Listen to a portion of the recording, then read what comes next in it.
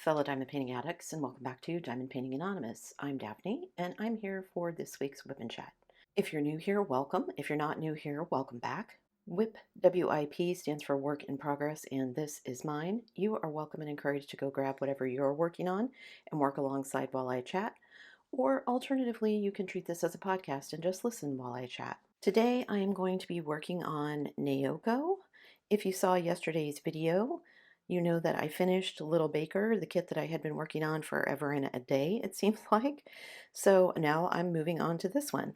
So let me zoom into where I'm going to be working, and I will be right back. Okay, let me just jump right in to my regular life. What's been going on in my regular life? Not a ton.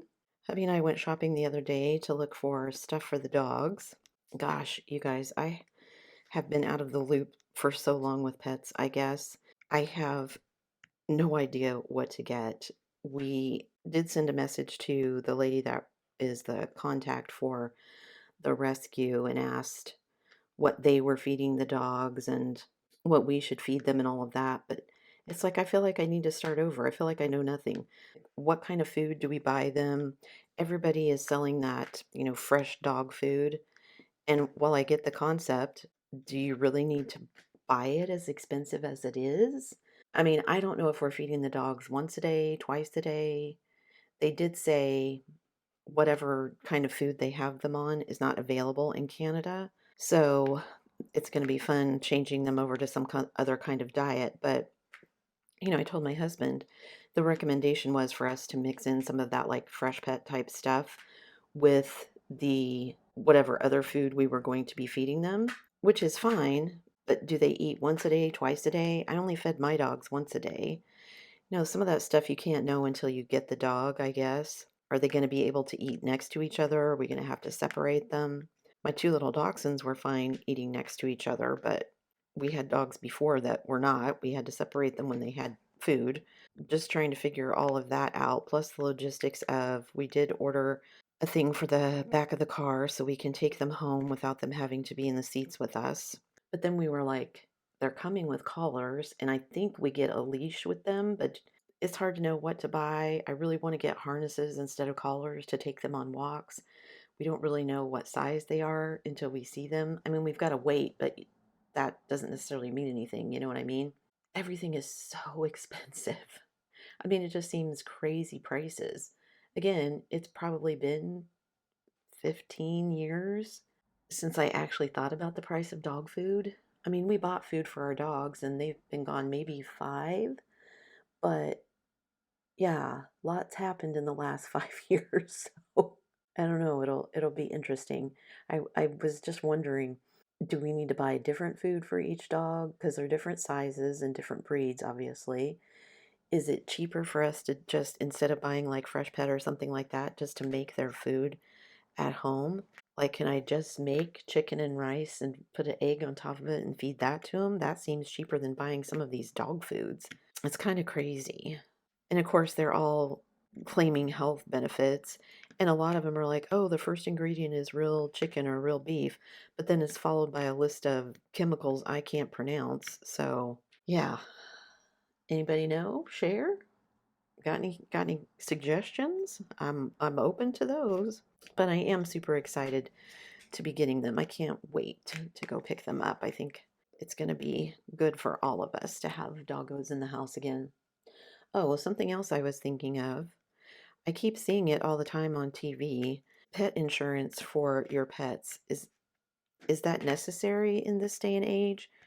I didn't have that for any of our previous dogs, but after dropping $3,000 for back surgery on one of the dachshunds, and that was 15 years ago, do I need health insurance? Like, are vet visits going to be that expensive?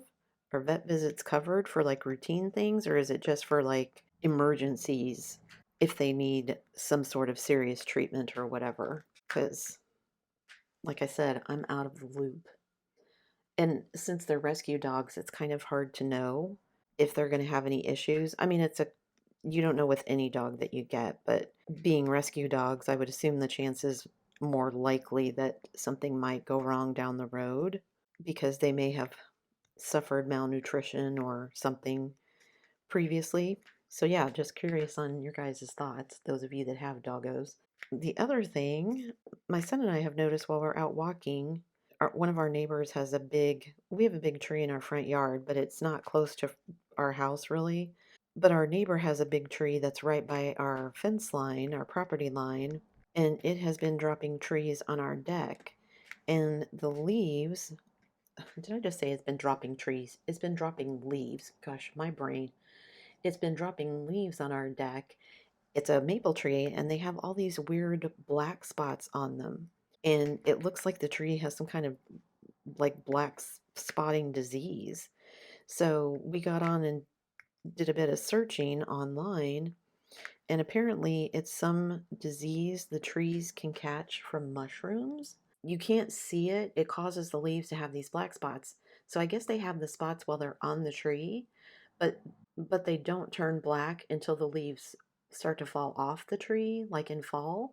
So, like our neighbor's tree, it literally looks like someone went out and polka dotted all the leaves with black. And it says it's not harmful to the tree if that's what it is. But I'm like, it just looks terrible. I've never seen that before. Is that some weird thing that's native to Canada? I mean, we had mushrooms in the States. We had mushrooms in our yard all the time after we had a bunch of rain, but I don't remember ever seeing any black spots like this on the leaves. So I don't know if it's something to do with the climate. That's why we didn't have it where we used to live in Kansas or what. But I mean, it says it isn't dangerous to the trees, but it looks terrible. So does anybody know, is there a way to treat it? Like, can I buy something to spray on it or whatever so that it goes away during the winter? Is that just a thing up here that it looks like that sometimes? Just Oh, what else has been going on? Well, my sister got a new job, so she had called and was talking to me about that. She's super excited about it. She is still working with preschoolers, but she's making more money and she has less responsibilities. So, win-win for her. It is a little bit longer hours during the weekdays, but it's a 4-day a week program that she's teaching in, so she basically has to, I think she has to work for like a couple hours Friday morning and then she's off. So she gets a long weekend sort of every week, which would be nice. I mean, she's still working 40 hours a week, but and this job comes with benefits and time off and vacation days and a lot of stuff that she wasn't really getting with her old job. So she sounds super excited about it. So I'm happy for her that she found something. I was talking to her about it, and my nephew wanted to know who she was talking to. And she told him it was me, and he wanted to make sure he had texted me his Christmas list. He collects a whole bunch of different stuff and he does a bunch of Legos, but he only has certain things that he likes. He's very into Jurassic Park, Star Wars. He does a lot of, not Lego for these, but he does collect like Funko Pops and he collects anything Marvel. He's very into Marvel and the superheroes and all that kind of stuff. So he sent me his list and he's like, I know this is really early. And I said, no, no, it's fine. Because a lot of the stuff that he wants, because he's collected so much over the years, he has to tell me what he wants because I don't follow any of that stuff. I have no idea what's new, what he already has, that kind of thing. But my sister thought it was hilarious. She's like, can you believe he's already given me a list? And I said, yeah, he sent me mine. He sent me his too. And she said he did. And I said, yeah.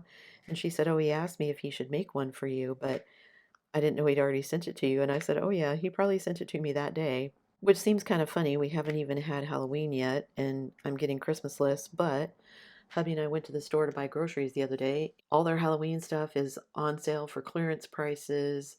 Apparently, we're skipping right over, well, I guess here in Canada, they've already had Thanksgiving.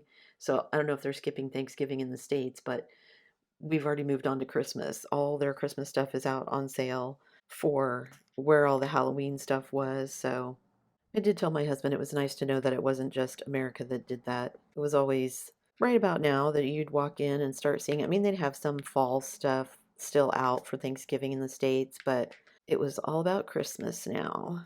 We'll see how Halloween goes here. I'm not planning on handing out any candy. I don't think we have a lot of kids around here anyway, but I thought about getting what I used to do, just because I didn't like to have to get up and answer the door all the time, we used to get like little treat bags and just put them in a big cauldron and put it on the porch and tell people to take one, which I know people took more than one, but that way they got their candy and I didn't have to get up and answer the door all the time. Just never really been that into Halloween. I mean, as a kid, it was fun to go get candy, but other than that, nothing of the rest of it really interested me, so it's not a big thing for me. Oh, and I forgot to tell you guys, at least I think I did. I did send pictures to my daughter because she gets mad at me when I don't remember to have my phone out. While we're out driving, I remembered to have my phone out.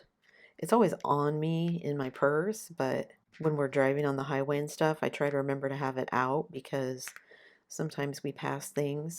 I haven't managed to get a picture of a moose, but when we were up at my mother-in-law's the other day, it was when we were up there for Thanksgiving, I think, we saw a mama bear and a baby bear. They were just out really close to the house. I guess they have a couple of apple trees behind their house. I guess they used to have some kind of an orchard and they would like actually pick the apples and do stuff with them, but now they just kind of let them fall. Nobody really does anything with them, so they're just laying on the ground, but I guess it's a good source of food for the bears, so they come by every once in a while to eat. So it was fun to see them moving. I don't know why all of my drills seem super crooked to me today. Okay, that's better. Enough to make me feel better anyway. All right, so I think that's everything I wanted to tell you about my regular life. Let's move on to my diamond painting life. What's going on in my diamond painting life? Well, first and foremost, you guys, I finished Little Baker. I'm so happy with her. She was so big, it felt like a never-ending project. But I will say, even though it was super big, it was super fun. I really enjoyed working on it. I liked all the colors. There were some things I didn't like about it. You can check out that video and see, but I'm really glad I did that one. I persevered even through the stuff I didn't like, and I'm really happy with the way she turned out. So that was good. Something I saw recently that I wondered if you guys had seen the new masterclass kits from Diamond Dots. I know you've seen the masterclass kits, but I saw the other day that they have some new ones that they've come out with. One of them is The Last Supper, one of them is the Mona Lisa, I think, and there were a couple of other ones. I'm really curious to try them. Although I did notice, I think it was a video that I saw maybe. I thought all the masterclass ones came in the box where the drills were already like kitted up for you. I don't know if they decided people didn't like that or if it just wasn't cost effective, but I did notice when they were showing the new one, the drills were still in sleeves. So I guess you still get to kit it up. The canvases are a little bit smaller, but they're still over $100. I'm curious to try one and see because they have the mini drills, the mini rounds. Like round drills are normally 2.8 millimeters in diameter. The smaller ones are only 2 millimeters. And then I wondered if you had the small ones, like do they sell the mini ones in individual colors the way that they sell their regular drills? Because if they do, I was wondering if you could get some of the mini drills and use them on some of the canvases that were made for squares. I mean, Diamond Dots blank canvases are made for rounds, but like if you bought a square canvas from like, I don't know, Jaded Gem Shop or wherever you can get a blank square canvas, would those 2 millimeter drills work? I know square drills are 2.5, so maybe they would be too small. Oh no, I thought it would be something interesting to try anyway. Also, I never thought about that. If they have mini drills, how do they grid that when they do the like imaging and the charting for it? Because they're a different size. Interesting. Anyway, yeah, so I think they're a little less expensive than some of the original ones they came out with, but like I said, they're not already kitted up in little jars for you like the other ones were, so and the canvases are a bit smaller, but I thought it was interesting. I've also been looking ahead to my 2026 goals and trying to figure out what I want to do.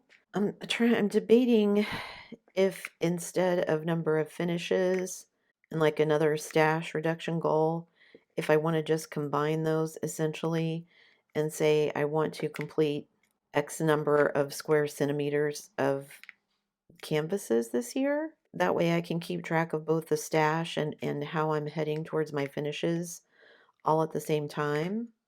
Does that seem dumb to combine it into one thing? I can't decide what I want to do. Number of finishes seems important, but also if I'm not going to count reducing my stash by number of kits, then it seems kind of dumb to count finishes that way as well. Do you know what I mean? Of course, I'm going to keep my DP hours, I'm going to keep my budget, but then some of the other stuff was like, yeah, do I combine finishes and stash reduction into one? What else do I want to do?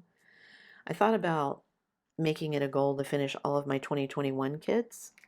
I have 7 of them currently from 2021, and a couple of them are pretty big. 2 of them are my Heaven and Earth design canvases that I bought. The mermaid one is really big, and one of them is one of my Stay or Go kits, the dragon attack one, with all the dragons and the pirate ships, and so it's super big. But if I'm doing finishes in my stash, reduction by square centimeters, that would be, wow, I said that weird, square centimeters. My emphasis was wrong. Anyway, if I was counting it that way, then doing big kits like that wouldn't be as stressful, I think. Maybe. I don't know. What do you guys think? I have 7, like I said. So I think I could do for sure several of them, but do I want to make that my whole goal? I don't know. And what other goals should I have? Is there anything you guys are interested in seeing me try to do throughout the year? Diamond painting related. I'll have other goals related to other things, but specifically diamond painting related. Share in the comments if you have ideas. Also, I wanted to thank everybody for all of your comments on my I'm not an influencer video. It was really interesting to hear everybody's thoughts and comments on it, on various things that I talked about, but everybody was really measured in their response. Nobody caused any drama, so huge thank you to all of you for that. And I do think that what I said applies to influencers in general, not just diamond painting influencers. But I'm out of the loop on a lot of things, so like I said, just my 2 cents. Even people who disagreed with me were polite while they did it. So, yeah, huge thank you to all of you for that. One of the things I asked was whether or not people found unboxings boring. It was really kind of a 50-50 split. Some people absolutely hated them, some people liked them. I would say that of the people who liked them, a lot of those people were I could take them or leave them, or they were just I like them for certain things. I watch for those things, and then when I'm done with that, I move on, which is good. I love to hear that. I love to hear that people are exercising their free will. And if you don't like someone, just move on. Unsubscribe if you're subscribed. Don't watch. Just move on. One of the things that was pointed out was that one of the reasons somebody didn't like the unboxings was because, like, why am I watching this?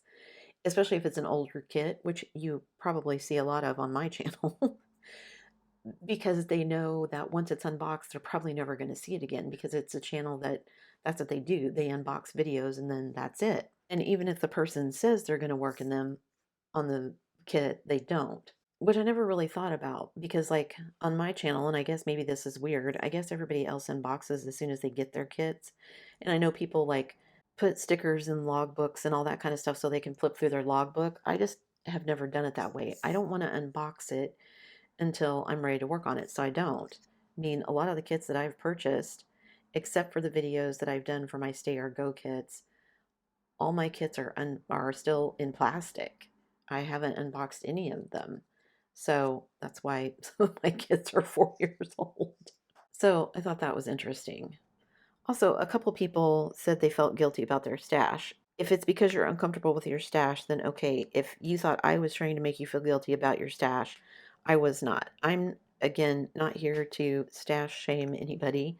I think that it's your life. You should live it how you want. If you have money to buy kits and nobody else is being adversely affected by the money you spend on kits, if you have the money and you have storage space and you want to have a kit of or a stash of 5,000 kits, go for it.